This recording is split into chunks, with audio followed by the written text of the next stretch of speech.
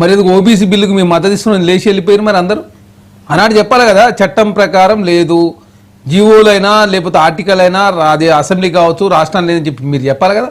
వాళ్ళు పెట్టుకుని వాళ్ళు చూసుకుంటూ మాకు సంబంధం లేని చెప్పి మీరు చెప్పాలి. ఎందుకు మద్దతు ఇచ్చారు మరి? అసెంబ్లీలో బిల్లు పాస్ అవుతూ ఉంటే మాకు ఇనానిమస్గా మద్దతు ఇచ్చారు మీరు.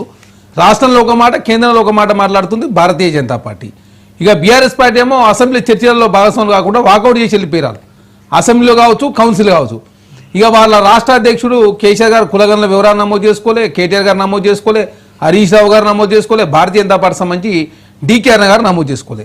జీవో తప్పని చెప్పి వీళ్ళు ఇష్టం వచ్చినట్టు ఏది పడుతుంది. ప్రత్యేక క్షేత్రస్థాయి వాస్తవ పరిస్థితులు స్పష్టమైన ఆధారాలు ఉన్నప్పుడు ఆ పరిమితి మించి కేటాయించేందుకు అనుమతించని ఇందిరాసాని తీర్పు పేరా నెంబర్ 810లో 9 మంది సభ్యులతో రాజ్యాంగ ధర్మాసనం తీర్పు ఇచ్చింది. దానిలో భాగంగా జనహిత అభియాన్ కేసులో పేరా నెంబర్ 172 అలాంటి అంశం ఉంది. వీటిని దృష్టిలో పెట్టుకుని రాష్ట్ర ప్రభుత్వం జీవో ఇచ్చింది. జీవో తప్పని చెప్పి కొట్టేలే. ఇక్కడ జీవోకు సంబంధించినటువంటి స్టే ఇచ్చిర్రు. దాని మీద ఆర్గ్యుమెంట్ జరగాల్సిన అవసరం ఉంది. ప్రాసెస్ తప్పని ప్రతిసారి ఇప్పుడు హైకోర్టే డెడికేషన్ కమిషన్ నియమించామని చెప్తే హైకోర్టు తీర్పు ఆధారంగా డెడికేషన్ కమిషన్ నియమిస్తే ఇష్టం వచ్చినట్టు అంటే 40 మహిళలకు 33% రిజర్వేషన్ ఇస్తాను. మరి ఏ ప్రకారం మీరు ఇచ్చి 33%? దేశంలో మహిళలు 50% ఉన్నారా? మరి 33 ఎట్టిచ్చారు మీరు? అదే కాకుండా మొన్న చట్టం చేసిన తర్వాత ఎందుకు ఇంప్లిమెంట్ చేయలే మరి? అంటే ఎలక్షన్ల కోసం భారతీయ జనతా పార్టీ చట్టాలు తీసుకొస్తుంది. జిఎస్టీ ఏమో బీహార్ ఎలక్షన్ల కోసం, అదే 12 లక్షల ఇన్కమ్ ట్యాక్స్ రిపేర్ ఏమో ఢిల్లీ ఎలక్షన్ల కోసం, మొన్న 24 ఎలక్షన్ల కోసం మహిళా బిల్లు తీసుకొచ్చారు. భారతీయ జనతా పార్టీ అంటే నీతి నిజాయితీగా మా అంత మించిన లేరు చెప్తా ఉన్నారు వాళ్ళు. అమిత్ షా గారు జార్ఖండ్లో మాట ఇచ్చారు. మరి మీ మాట తప్పుతాం చెప్పండి. మరి మాకు సంబంధం లేదు, మేము అమిత్ షా జార్ఖండ్లో మాట ఇచ్చినాం, అక్కడ ఓడిపోయినాం కాబట్టి మీ ఓబీసీలకు సంబంధించి 50% సిలింగ్ మేము ఒప్పుకోని చెప్పండి. మరి అదే చెప్పండి. అది చెప్పకుండా మీరు రాష్ట్రంలో ఒక మాట, కేంద్రంలో ఒక, బీహార్లో అదే మాట్లాడింది రాష్ట్ర అక్కడ భారతీయ లోకల్ నాయకత్వం, తెలంగాణలో అదే మాట. మరి ఎందుకు మోహన్ యాదవ్ గారు సుప్రీంకోర్టు పోయింది? మరి మీ రాష్ట్రంలో వారు 20 సంవత్సరాల నుంచి భారతీయ జనతా పార్టీ ఉంది కదా మధ్యప్రదేశ్లో, మీ ప్రభుత్వం ఎందుకు పోయింది కోర్టు? మరి అంటే అక్కడ భారతీయ జనతా పార్టీ చేసింది కూడా తప్పేనా? మరి 15,000 పేజీలకు సంబంధించిన సమాచారంతో సుప్రీంకోర్టులో కేసు వేసింది రాష్ట్ర ప్రభుత్వం, అక్కడ మధ్యప్రదేశ్ ప్రభుత్వం. అంటే అక్కడ కూడా తప్పు మీరే చేసింది. మరి చెప్పండి. మరి అంటే మీరు చేస్తే కరెక్ట్, వేరే వాళ్ళు చేస్తే తప్పైందా? అదే చట్టం ప్రకారం ఆర్టికల్స్ లోబడి మాత్రమే తెలంగాణ రాష్ట్రంలో కులగన 96.9% వచ్చింది తెలంగాణ రాష్ట్రంలో. ప్రతిసారి లెక్కలు తప్పని ఒకరు మాట్లాడతారు, కులగన్న తప్పు చేసిన మాట్లాడారు. అసలు ఎక్కడ లెక్కలు ఉన్నాయి? 1931 తర్వాత 2010లో యూపీఏ గవర్నమెంట్ చేసిన తర్వాత యూపీఏ గవర్నమెంట్ ఆ లెక్కలు బయట పెట్టలేదు. ఇప్పుడు తెలంగాణ రాష్ట్రంలో బయట పెట్టారు. 160 కోట్ల రూపాయలు ఖర్చు పెట్టి దాదాపు పెద్ద ఎత్తున. పల్లె రవి గారు 3 అంశాలు చెప్పారు కదా. ఒకటి కమిషన్ రిపోర్టు, అదేవిధంగా కులగణన, 3 50% లోబడి ఉండాలి అని. చెప్పండి. ఆ 3 అంశాలకు సంబంధించి కులగణన ఓకే, మిగిలిన 2 అంశాల్లో చట్టబద్ధత మీరు తీసుకొచ్చింది ఏంటి? మేడం, ఇక్కడ ఇందిరాసాని కేసులో 810 ఒకసారి చదువుకో అని చెప్పండి. 810 పేజీలో 9 మంది సభ్యులతో కూడిన ధర్మాసనం చాలా స్పష్టంగా ప్రత్యేక పరిస్థితిలో రిజర్వేషన్ పెంచుకోవచ్చు. తమిళనాడు కేసు ఏంది మేడం? తమిళ విద్యా ఉద్యోగాలు మాత్రమే, లోకల్ బాడీ సంబంధించింది కాదు. 9th షెడ్యూల్ పెడితే దాన్ని 9th షెడ్యూల్ ఉన్న సుప్రీంకోర్టు చట్టబద్ధం అని చెప్పిందా? రివ్యూ చేస్తామని చెప్పింది కదా సుప్రీంకోర్టు కూడా.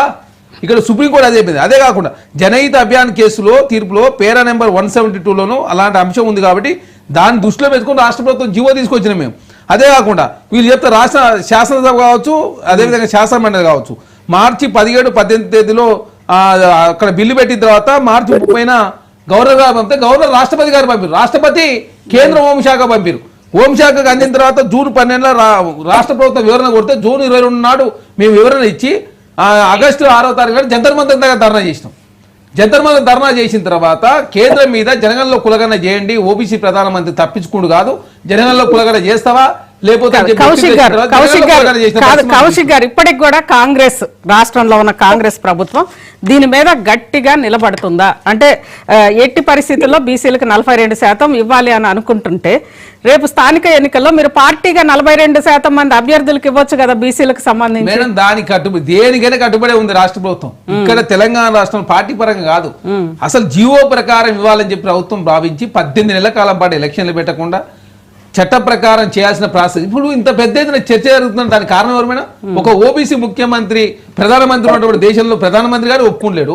రాష్ట్రంలో ఒక ఓసీ ముఖ్యమంత్రి ఉండే తెలంగాణ రాష్ట్రం కులగణన చేసి 2 సార్లు అవకాశం ఇచ్చి తెలంగాణ రాష్ట్రంలో అసెంబ్లీలో కావచ్చు, కౌన్సిల్లో కావచ్చు చట్టం చేసి జంతర్ మంతర్ దగ్గర ధర్నా చేసి మళ్ళీ అసెంబ్లీలో ఆర్డినెన్స్ సంబంధించి జీవో తీసుకొచ్చిన తర్వాత హైకోర్టు పోయి హైకోర్టు సుప్రీంకోర్టు పోయిన తర్వాత సుప్రీంకోర్టు తీర్పు ఆధారంగా నెక్స్ట్ మళ్ళీ హైకోర్టులో వాదనలు ఇప్పిస్తారు. రాష్ట్ర ప్రభుత్వం సిద్ధమైంది. 88 కోట్ల పేజీలకు సంబంధించిన సమాచారం రాష్ట్ర ప్రభుత్వం దగ్గర ఉంది. అదే కాకుండా నెక్స్ట్ పార్లమెంట్ సమావేశాలు డిసెంబర్లో ప్రారంభం కాబోతా ఉన్నాయి. ఆర్డినెన్స్ నవంబర్ 27 వరకు, అది కూడా 3 నెలలు అవుతుంది. కాబట్టి అన్ని కోణాల్లో రాష్ట్ర ప్రభుత్వం చాలా పకడ్బందీగా అదేవిధంగా న్యాయ నిపుణులతో చర్చిస్తూ ప్రతి అంశాన్ని అదే బీసీలకు ఉపయోగకరంగా ఉండే విధంగా రాష్ట్ర ప్రభుత్వం ముందుకు పోతున్న ప్రతి దాన్ని నిందలేసే ప్రయత్నంలో BRS party Bharatiya Janata party ముందుకు పోతా ఉన్నాయి. మీరు నిజాన్ని మీకు ఇష్టం లేకపోతే కాంగ్రెస్ పార్టీ పెట్టింది వాళ్ళే చూసుకుంటా చెప్పి మీరు ఆ మాట చెప్పేసి అయిపోతుంది. అనవసరంగా అసెంబ్లీలో మద్దతు ఇచ్చుడేది. మీ ఓబీసీ పక్షాన ఉంటామని చెప్తున్నారు. మళ్ళీ ఏమన్నా ఇది జల్లదు అది జల్లదు కులగన్న తప్పు అది తప్పు ఇది తప్పు అని చెప్పేసి రాష్ట్ర ప్రజలను కన్ఫ్యూజ్ చేసే ప్రయత్నంలో BRS party Bharatiya Janata party ముందుకు పోతా ఉన్నాయి. అదే కాకుండా కులగన్ల వివరాలు నమోదు చేసుకుని బీఆర్ఎస్ పార్టీ మాట్లాడుతూ ఉంది. రాష్ట్ర అధ్యక్షుడు కేసీఆర్ గారు మాజీ ముఖ్యమంత్రి వారు కులగన్ల వివరాలు నమోదు చేసుకోలే, కేటీఆర్ గారు నమోదు చేసుకోలే, హరీష్ రావు గారు నమోదు చేసుకోలే, భారతీయ జనతా పార్టీ సంబంధించి డీకేఆర్ గారు నమోదు చేసుకోలే.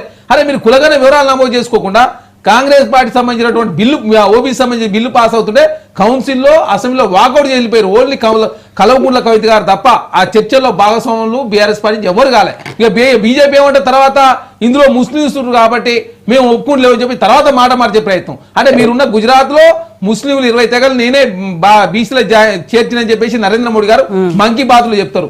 గుజరాత్ లో ఉంటారు, మధ్యప్రదేశ్ ఉంటారు, రాజస్థాన్ ఉంటారు, కర్ణాటక ఉంటారు, అన్ని రాష్ట్రాల్లో మాత్రం ముస్లింస్ బీసీలలో ఉంటారు. ఇక్కడికి వస్తే దీన్ని అడ్డుపెట్టే ప్రయత్నం భారతీయ జనతా పార్టీ చేస్తా ఉంది. కాబట్టి భారతీయ జనతా పార్టీ ఏంటంటే ఓట్ల కోసం సీట్ల కోసం అది ఏదైనా చేయడానికి సిద్ధంగా ఉంటారు. 8 సంవత్సరాల నుంచి జిఎస్టీ స్లాబులు తక్కువ చేయని చెప్పేసి కాంగ్రెస్ పార్టీ పోరాటం చేస్తే మొన్న జిఎస్టీ స్లాబులు తక్కువ చేసి బీఆర్ ఎలక్షన్ లో లాభం జరగాలి దానికోసం కులగన్న చేసిరు.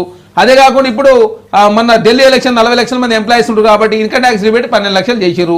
కర్ణాటకలో ఉచితాలకు వ్యతిరేకంగా ఉన్నారు. ఢిల్లీకి వస్తే విపరీతం ఉచితాలు, మహారాష్ట్రలో ఉచితాలు, ఎలక్షన్ కమిషన్ మేనేజ్ చేస్తారు. అదే కాకుండా సింధూర్ ఆపరేషన్ తర్వాత డైరెక్ట్ బీఆర్కి వచ్చి స్టేట్మెంట్ ఇచ్చే ప్రయత్నం. అంటే భారతీయ జనతా పార్టీ ఓట్ల కోసం సీట్ల కోసం భారతరత్న ఇస్తారు, పద్మశ్రీలు ఇస్తారు, పద్మ విభూషణలు ఇస్తారు, ఏదైనా చేస్తారని సిద్ధంగా ఉంటారు. కానీ ఓబీసీలకు సంబంధించినటువంటి రిజర్వేషన్ పెంచడం మాత్రం భారతీయ జనతా పార్టీ భయం వేస్తుంది, బాధ వేస్తుంది. కాబట్టి అనవసరం కాంగ్రెస్ పార్టీ చేస్తుంది. కాబట్టి కాంగ్రెస్ పార్టీ చేస్తే కాంగ్రెస్ పార్టీ ఎక్కడ మంచి పేరు వస్తుందో అని చెప్పేసి భారతీయ జనతా అడుగునే ప్రయత్నం చేస్తా ఉన్నారు. ఖచ్చితంగా దేశంలో ప్రజలతో కూడా ఆలోచన కాంగ్రెస్ పార్టీ ఒక సాహసోపేతమైన నిర్ణయం తీసుకొని తెలంగాణ ఈ రోజు దేశంలో చర్చ జరగడానికి కారణం తెలంగాణ రాష్ట్ర ప్రభుత్వం కాంగ్రెస్ పార్టీ తీసుకున్న ఒక మంచి నిర్ణయం మూలంగా తెలంగాణ రాష్ట్రంలో జాతీయ స్థాయిలో చర్చ జరుగుతా ఉంది. కాబట్టి సాయం చేసేది ఉంటే భారతీయ జనతా పార్టీ సాయం చేస్తుంది. ప్రత్యేకమైన చట్టం తెస్తారా లేకపోతే Congress party support Congress party parliament bill